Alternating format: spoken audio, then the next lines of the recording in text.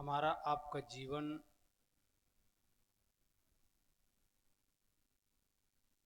जो मिला है, ये जीवन सुख और शांति के लिए, और यही काम आदमी नहीं कर पाता है।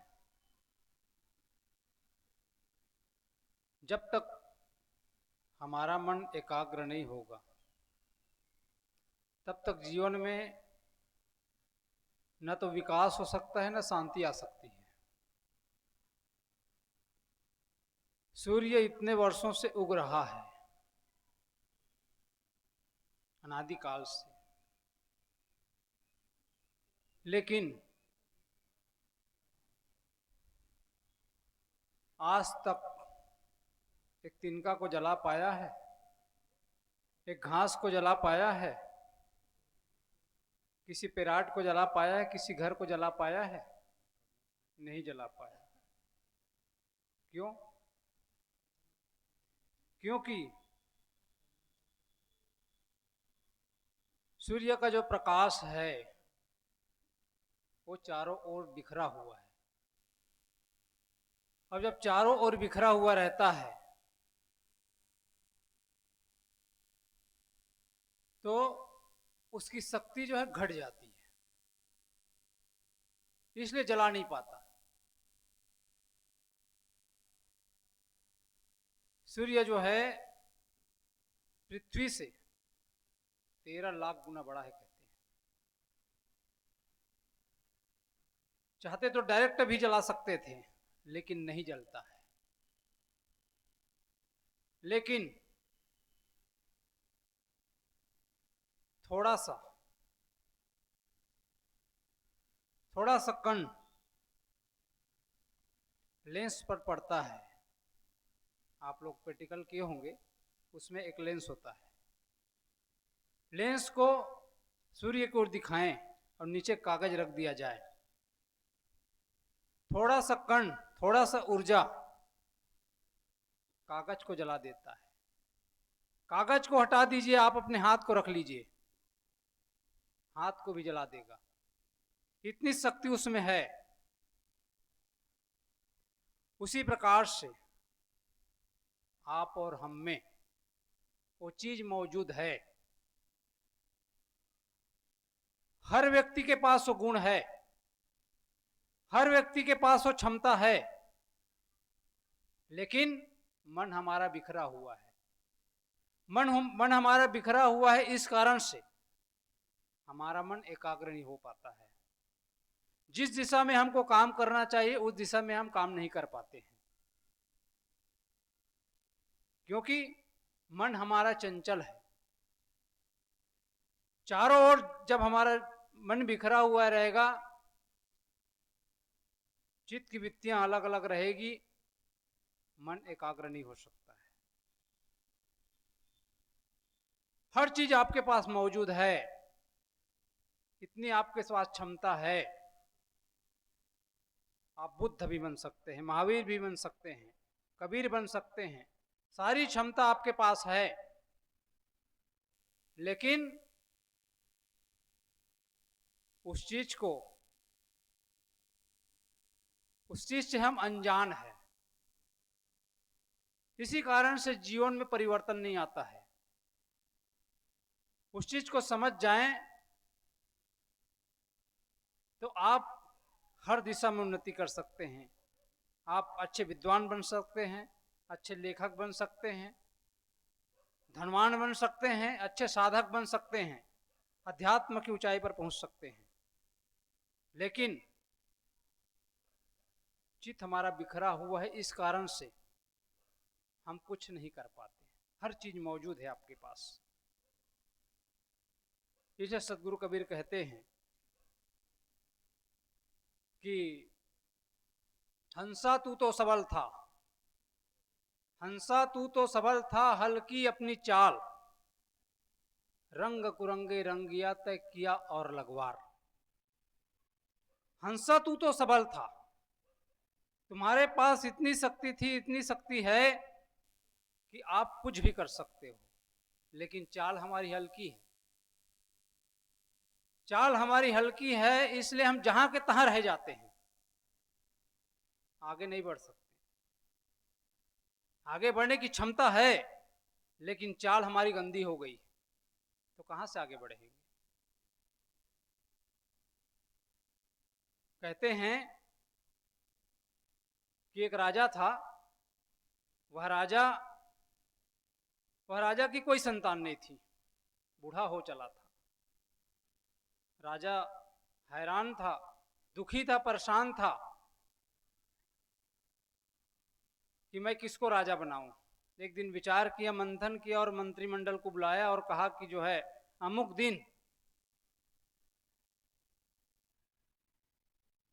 दिन ऐसा जो है गांव गांव में जाकर के ढिंढोरा पीट दिया जाए कि जो भी राजा से पहली मुलाकात होगी अमुक दिन, उसी को राजा घोषित कर दिया जाएगा। दिन आया, नगर को पूरा सजाया गया पूर्ण रूप से, नाच नौटंकी से लेकर के पूरा जितने भी साधन मिला सब सजा दिया गया। कहते हैं कि 5-6 लड़के लोग आए, सबको राजा बनने का शौक था, होता ही है। तो 5-6 लड़के आए तो देखे नगर को एकदम भूल गए चकाचौंध में। कोई जो है नाच को देखा तो उसमें भूल गया, कोई और किसी में भूल गया, कोई और किसी में भूल गया, क्योंकि ये संसार का स्वभाव है ना, मन चंचल है, और जहां मन चंचल होगा स्थिरता नहीं आएगी, शांति आएगी ही नहीं, क्योंकि वो उसी में लाभ मानता है ना। वैसे ही संसार के लोग भी भूले हुए हैं, थोड़े से सुख, अस्थिर सुख में भूले हुए हैं।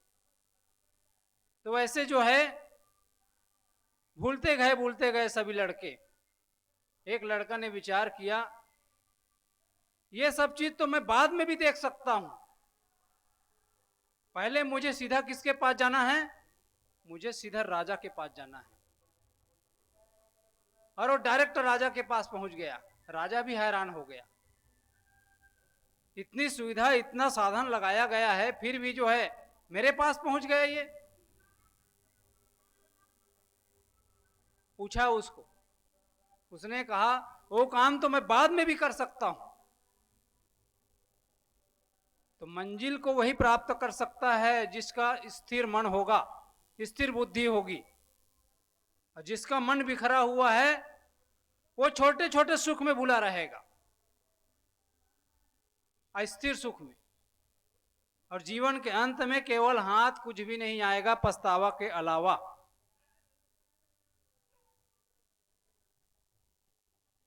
कहते हैं कि द्रोणाचार्य, अश्वत्थामा ने कहा पिताजी, अपने पिताजी द्रोणाचार्य से, पिताजी आप हमारे साथ अच्छा व्यवहार नहीं कर रहे हैं, कपट लीला कर रहे हैं। उसने कहा क्या कपट लीला कर रहा हूं बताइए।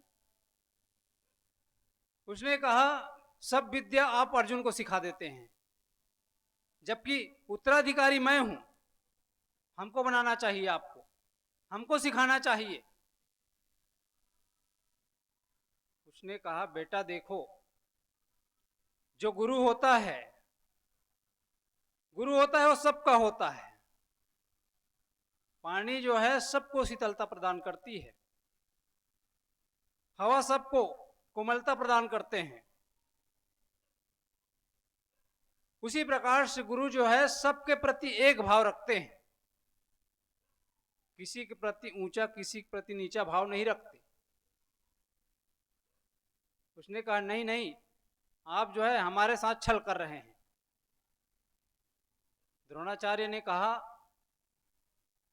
मैं जो है परीक्षा लूंगा आप लोगों से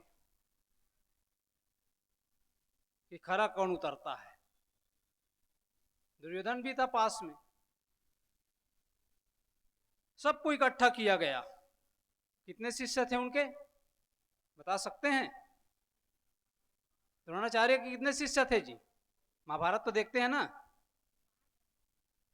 106 शिष्य थे उनके। कितने? 106। 100 कौरव, 5 पांडव और एक उनका पुत्र। कितने हुए? 106 हुए ना। 106 शिष्य थे उनके। सभी को इकट्ठा किया गया और एक पेड़ के ऊपर एक पक्षी का पुतला रख दिया गया।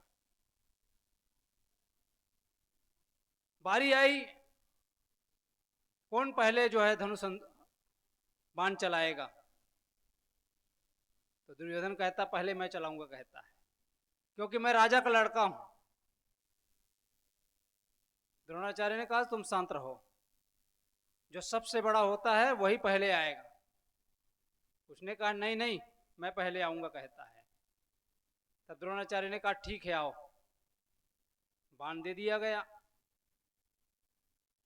कहे कि जो है पेड़ के ऊपर क्या दिखाई दे रहा है? उसने कहा गुरुदेव, पेड़ के ऊपर तो पत्ते दिखाई दे रहे हैं, सूर्य का प्रकाश दिखाई दे रहा है, आकाश दिखाई दे रहा है। द्रोणाचार्य ने पूछा और कुछ दिखाई दे रहा है? उसने कहा और कुछ दिखाई नहीं दे रहा है। उसने कहा तुम बगल हो जा, पास हो गया। फिर जो है अश्वत्थामा को बुलाया गया। अश्वत्थामा भी आए, उनको भी पूछा गया तुमको क्या दिखाई दे रहा है? धनुष बाण पकड़ा दिया, अनुसंधान करने के लिए कहा गया, तुम बताओ तुमको क्या दिखाई दे रहा है? उसने कहा पिताजी, मुझे पत्ते पत्ते दिखाई दे रहे हैं, सूर्य की रश्मियां दिखाई दे रही है, आकाश दिखाई दे रहे हैं, और कुछ भी दिखाई नहीं दे रहा है। द्रोणाचार्य ने उनसे भी कहा कि तुम भी बगल हो जाओ, पास हो गए। बारी बारी से सबको बुलाया गया। 100 कौरव को भी बुलाया गया, 5 पांडव में 4 भाइयों को भी बुलाया गया, लेकिन वो भी सही उत्तर नहीं दे पाया। अंत में अर्जुन को बुलाया गया।